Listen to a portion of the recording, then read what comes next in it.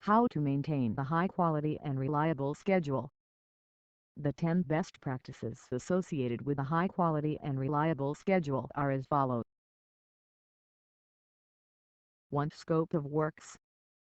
To cover the entire scope of work, the schedule should reflect all activities necessary to achieve the objectives of the project, including those that must be undertaken by the contractor or owner.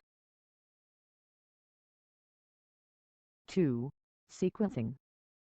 The schedule should be planned so that the key dates can be met. To do this, activities must be logically sequenced. Handling date constraints and lags should be minimized and justified.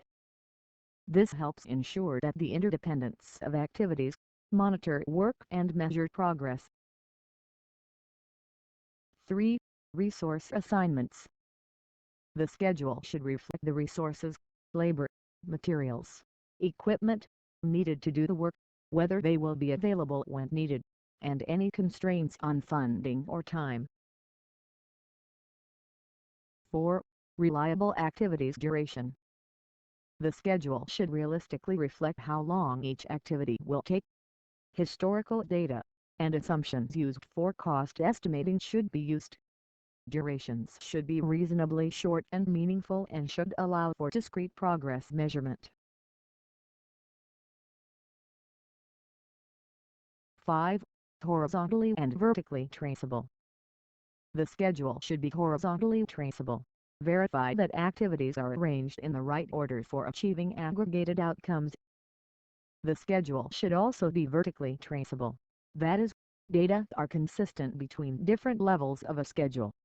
Ensure the lower-level schedules are clearly consistent with upper-level schedule milestones, allowing for total schedule integrity and enabling different teams to work to the same schedule expectations.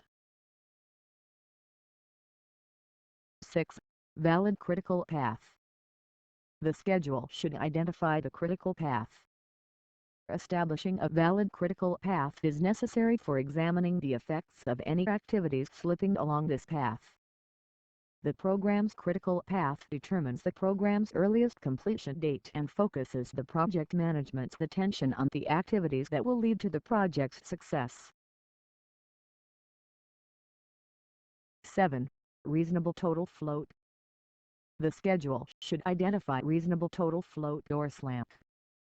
Total float is the amount of time a predecessor activity can slip without effect on the project finish date. Thus the schedule's flexibility can be determined. The amount of the total float depends on the number of date constraints within the schedule and the degree of uncertainty in the duration estimates. As a general rule, activities along the critical path have the least total float.